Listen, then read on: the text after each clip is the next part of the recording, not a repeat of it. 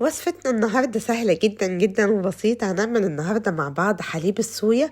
طبعا عارفة ناس كتير بتبقى عندها مشاكل من الحليب العادي، حساسية، فبتبقى محتاجة تشرب حليب بس هي مش عارفة تشرب حليب ايه. فالنهاردة لقينا الحل، هنشرب حليب الصويا، مفيد جدا جدا، فيه كمية بروتين عالية قوي قوي. يلا بينا نعمله مع بعض. هنا معايا 1.5 كوب من الفول الصويا، غسلته كويس جدا جدا ونقعته حوالي 12 ساعة. تمام. بعد ما اتنقع طبعا رجعت غسلته تاني حلو، وبعد كده بنحطه في الخلاط زي ما انتوا شايفين.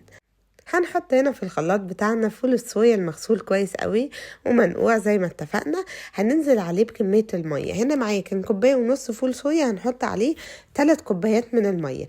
بس هنا عندنا المية بتبقى تقديرية شوية، يعني انا حطيت معاكم 3 كوبايات بس رجعت بعد كده زودته تاني لان حسيته ان هو تقيل معايا قوي. تمام. خطوة مهمة قوي، نضربه حلو جدا جدا جدا لحد ما فول الصويا الجزيئات بتاعته تبقى صغيرة على قد ما نقدر. تمام. هنجيب الحلة بتاعتنا والمصفى، وبعد كده هنبتدي ان احنا نصفي الفول الصويا بتاعنا.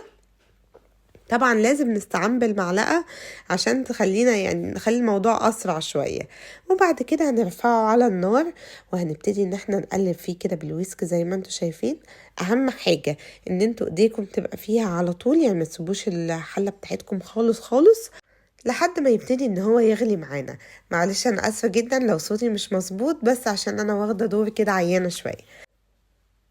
طبعا كده خلاص، اول ما ابتدى ان هو يغلي معانا رحنا رفعناه من على النار كده، خلاص اتعمل معانا على النار.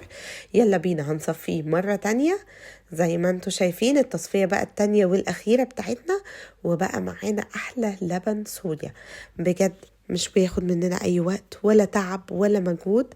تشوفوا بقى حابين ان انتوا تقدموه في ايه، الحاجة اللي انتوا حابين تقدموه فيها. وممكن نحفظه في التلاجة، يقعد معانا في التلاجة لمدة اسبوع. نستخدمه في اي وصفات، نستخدمه كحوادق بقى، نعمل بيه بشاميل، نعمل بيه اي حاجة صنف حادق، نستخدمه في حلويات زي ما انتوا عايزين. اتمنى بجد الوصفة تكون عجبتكم، اتمنى تجربوها وتكتبوا لي رأيكم في الكومنتات.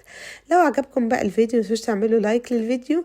لو اول مرة تشوفوا القناة متنسوش تعملوا سبسكرايب للقناة وتفعلوا زر الجرس، واستنوني في فيديوهات جاية كتير. باي باي.